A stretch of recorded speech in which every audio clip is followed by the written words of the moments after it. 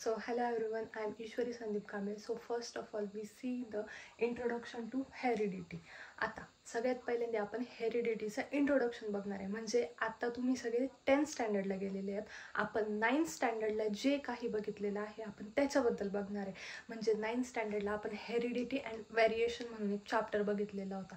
तर सगळ्यात पहिल्यांदा हेरिडिटी म्हणजे काय? हेरिडिटी म्हणजे आपण बघा प्रत्येकजण आपल्या मम्मी पप्पांसारखे दिसतो किंवा काही थोडेफार त्यांच्या आजी आजोबांसारखे दिसतात. तर ही जी बेसिक कन्सेप्ट आहे ना त्याला आपण हेरिडिटी म्हणतो. आणि व्हेरिएशन म्हणजे काय?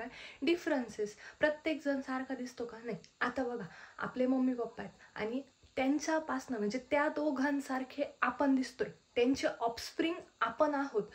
पण आपल्या जोडीला आपला भाऊ किंवा बहीण देखील आहे. पण आपण दोघं जण सारखे दिसतो का आपला भाऊ किंवा बहीण? तर नाही. हे आपल्यामध्ये काय झालंय? व्हेरिएशन. तर सगळ्यात पहिल्यांदा आपण हेरिडिटी बघणार आहे. हेरिडिटी म्हणजे काय? हेरिडिटीची सिंपल अशी डेफिनेशन आहे. Heredity is the transfer of characters from one generation to another generation. म्हणजे बघा मी स्टार्टिंगलाच तुम्हाला काय म्हटले की आपण आपल्या मम्मी पप्पांसारखे दिसतो.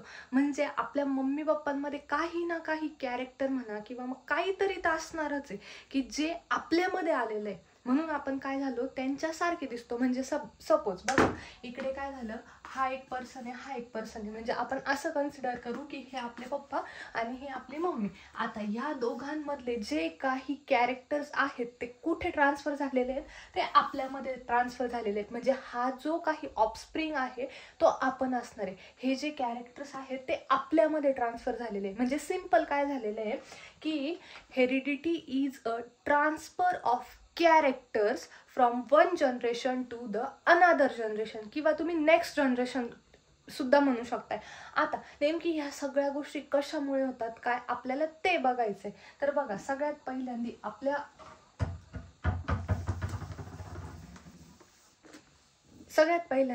आपल्या सर्वांच्या बॉडीमध्ये आता आपण एक इंडिव्हिज्युअल पर्सन घेऊ. म्हणजे हे बघा हा एक झालाय पर्सन. आता ह्या पर्सनचा सपोज आपण हाताचा वगैरे एक पार्ट घेऊ. म्हणजे हा झाला त्याचा काय झाला, हात झाला. या हातामध्ये जर समजा इथला पार्ट आपण कट केल्याच्या नंतर काय होणार आहे? ब्लड फ्लो होणार आहे. ब्लड फ्लो झाल्याच्या नंतर ब्लडच्या आतमध्ये वेगवेगळे कंपोनंट्स असणार आहे. आता ब्लडच्या आतमध्ये वेगवेगळे कंपोनंट्स आपण बघितले तर सगळ्यात इम्पॉर्टंट कोणता कंपोनंट असणार आहे? सेल. आता हे जे सेल्स आहेत त्यांचे पण भरपूर सारे टाईप आहेत. म्हणजे RBC, WBC किंवा प्लेटलेट आहेत.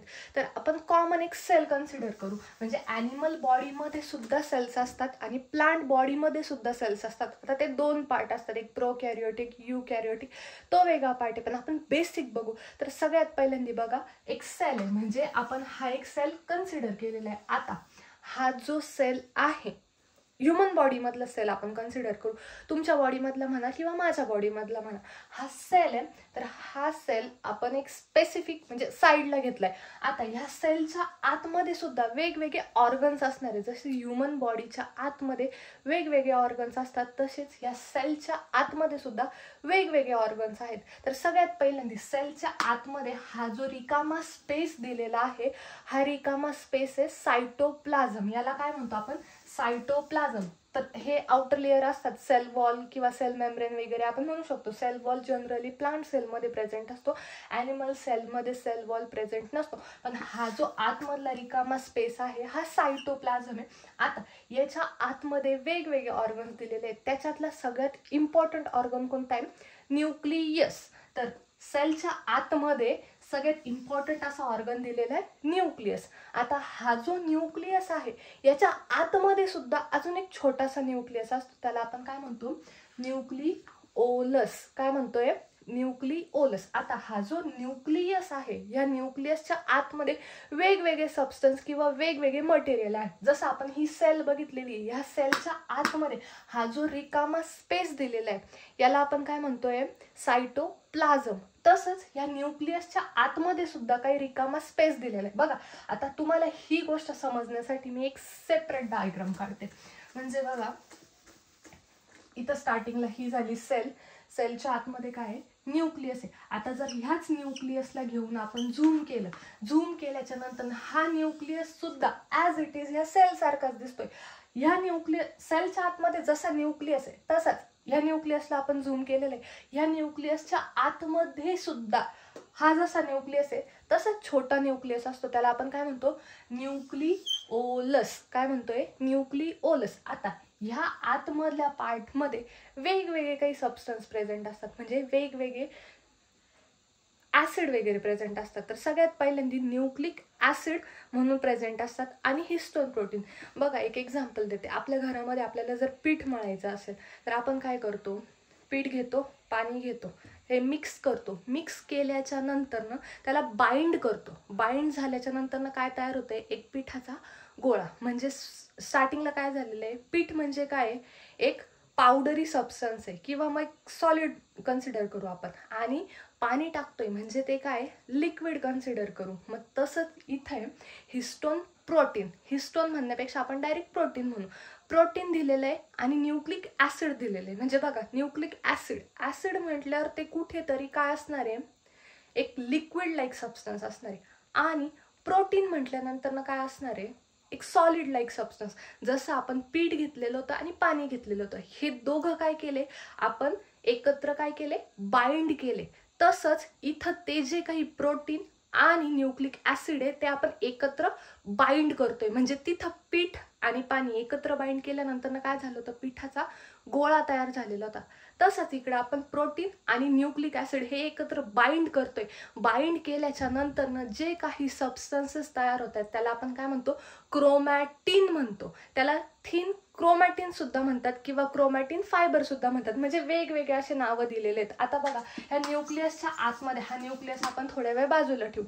म्हणजे इथं बघा काही सॉलिड सबस्टन्स आहे आणि समजा काही लिक्विड सबस्टन्स आहे. म्हणजे हे सॉलिड सबस्टन्स काय झाले, प्रोटीन झाले, आणि हे लिक्विड सबस्टन्स काय झाले, आपले न्यूक्लिक ऍसिड झाले. आता हे दोन्ही आपण एकत्र काय करतोय, बाइंड करतोय. हे दोन्ही एकत्र बाइंड केल्याच्या नंतर एकच सबस्टन्स झाला. म्हणजे बघा हे दोन आपण सेपरेट सबस्टन्स दाखवलेले होते, पण ह्या दोघांना आपण एकत्र बाइंड केलं.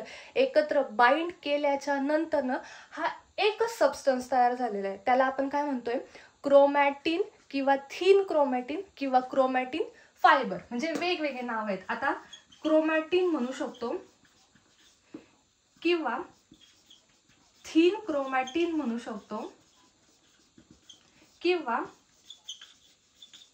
क्रोमॅटिन फायबर म्हणू शकतो. इथपर्यंत समजलं. तर आता हे जे काही क्रोमॅटिन फायबर आहेत, हे क्रोमॅटिन फायबर तयार झालेले आहेत, बरोबर.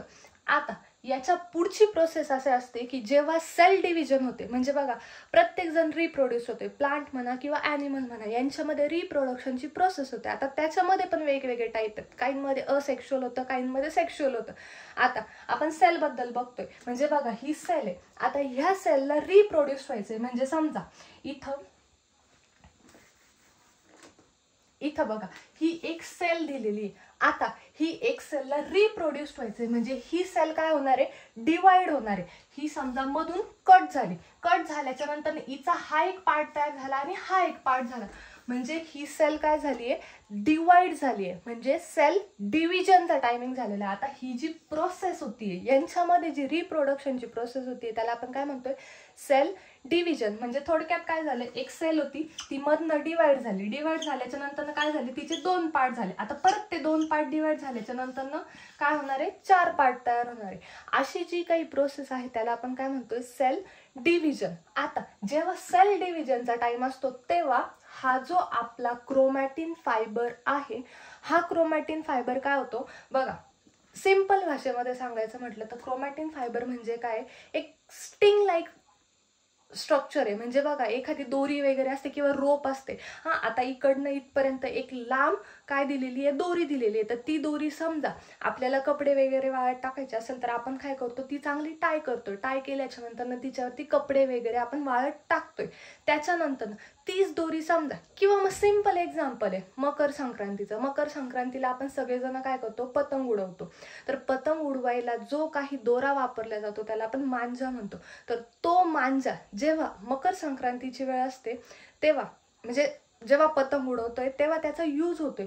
पण जेव्हा त्याचा यूज होत नसतो तेव्हा तो दोरा असा चुरगळून टाकून दिलेला असतो. तो दिसायला कसा दिसतोय, अशा स्ट्रक्चर सारखा दिसतोय. ठीक आहे.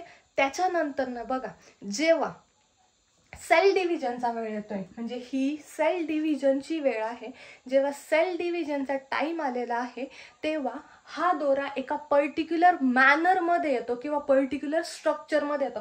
आता याचंच कन्व्हर्जन कशामध्ये होतं, हा जो थिन क्रोमॅटिन आहे किंवा क्रोमॅटिन फायबर आहे याचंच कन्व्हर्जन अशा प्रकारे होतं. म्हणजे हे काय करतायत, फक्त आणि फक्त स्वतः भोवती हा जो काही क्रोमॅटिन फायबर आहे हा अटॅच करतात किंवा गुंडाळून घेतात. म्हणजे बघा, हा जो येडं वाकडं स्ट्रक्चर होतं याला आपण काय म्हटलेलं आहे, क्रोमॅटिन म्हटलेलं आहे.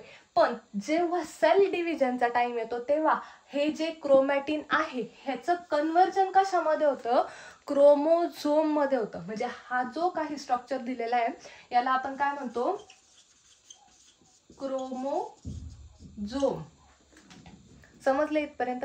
आता हे जे क्रोमोझोम आहे यांच्यामध्ये सुद्धा भरपूर सारे टाईप आहे, पण सिम्पली तुम्हाला लक्षात काय घ्यायचं आहे, आपण हेरिडिटी बघत होतो. हेरिडिटी म्हणजे काय, transfer of characters from one generation to the another generation through genes, किंवा आपण वाया जीन्स सुद्धा म्हणू शकतो, वाया जीन्स. तर आता जीन म्हणजे काय आपल्याला तेच बघायचं. तर हा जो क्रोमोझोम आहे हा कसा तयार झाला, क्रोमॅटिन फायबर पासून तयार झालेला आहे. इथपर्यंत समजलं.